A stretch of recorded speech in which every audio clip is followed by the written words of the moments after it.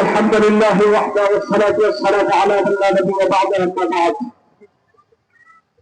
উপস্থিত সম্মানিত সভাপতি হযরত গোলাবাই কেরাম এবং শত শত তাওহীদ প্রিয় নবী প্রিয় ইসলামী তাওহীদি জনতা, কাদিয়ানীরা কাফের এতে আমাদের কোনো সন্দেহ নেই, তারা মুসলিম এতে আমাদের কোনো সন্দেহ নেই। এদের ব্যাপারে বিস্তারিত আলোচনা দেশের প্রত্যেকটি মসজিদে প্রত্যেকটি মেহরাবে আলোচিত হয়েছে। তবে একটি ধোঁকা হচ্ছে এই এদেশের সুশীল সমাজ আমাদেরকে বুঝাতে চায়, বলতে চায় তাদের মসজিদে লা ইলাহা ইল্লাল্লাহ মুহাম্মাদুর রাসূলুল্লাহ লেখা আছে। আপনারা চেক করবেন, চাষারা কাদিয়ানী মসজিদে একই কালিমা লেখা আছে। বক্সিবাজারে, পঞ্চগড়ে, গাজীপুরে সহ তাদের যত আস্তানা আছে সব জায়গায় আমাদের কালিমায় লেখা আছে। এই দ্বিধা এবং সংশয়কে পুঁজি করে তারা বলতে চায় তারা মুসলমান।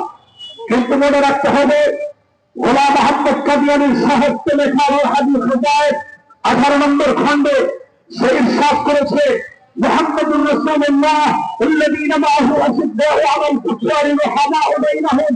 এই আয়াতে আল্লাহ তাআলা মুহাম্মাদুর রাসূলুল্লাহ বলতে আমাকে বুঝিয়েছে। নাউযুবিল্লাহ।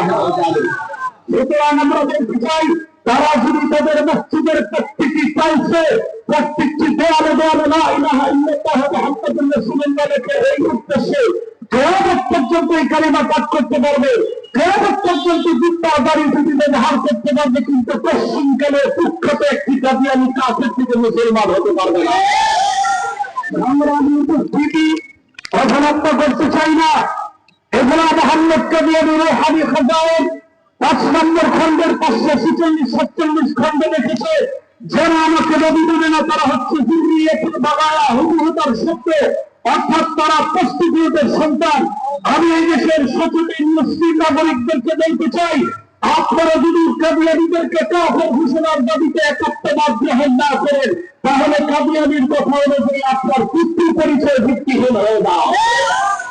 আমাদেরকে মনে রাখতে হবে, 71 যে স্বাধীন হয়েছিল, একটি রণসঙ্গীত ছিল, মেরে একটি ফুলকে বাঁচাতে বলে যুদ্ধ করি। যে রাসূল মুহাম্মদুর রাসূলুল্লাহ সাল্লাল্লাহু আলাইহি ওয়াসাল্লাম আমাদের ইমানের অংশ, কবরের 3 প্রশ্নের 1 প্রশ্ন দিতে হবে আল্লাহর রাসূলকে কেন্দ্র করে। হাসরের ময়দানে লক্ষ নবী, হাজার নবী আমাদের রাসূলের শাফাআতের আগে কেউ শাফাআত করার অনুমতি পাবে না। ও মুসলমান, 56,000 বর্গ মাইলের জন্য যদি বিধান দিতে পারো, একটি ফুলকে বাঁচানোর জন্য যদি বিধান দিতে পারো, আল্লাহর রাসূলের সম্মান নষ্ট করার জন্য জীবন দিতে হবে। কথা বলেন।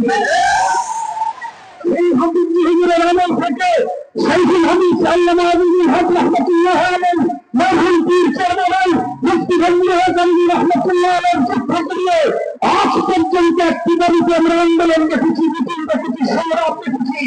এখন আন্দোলন সংগ্রাম মিছিলের মধ্যে সীমাবদ্ধ থাকবে না। আগামী 15 তারিখের পরে যদি কাদিয়ানীদেরকে কাফের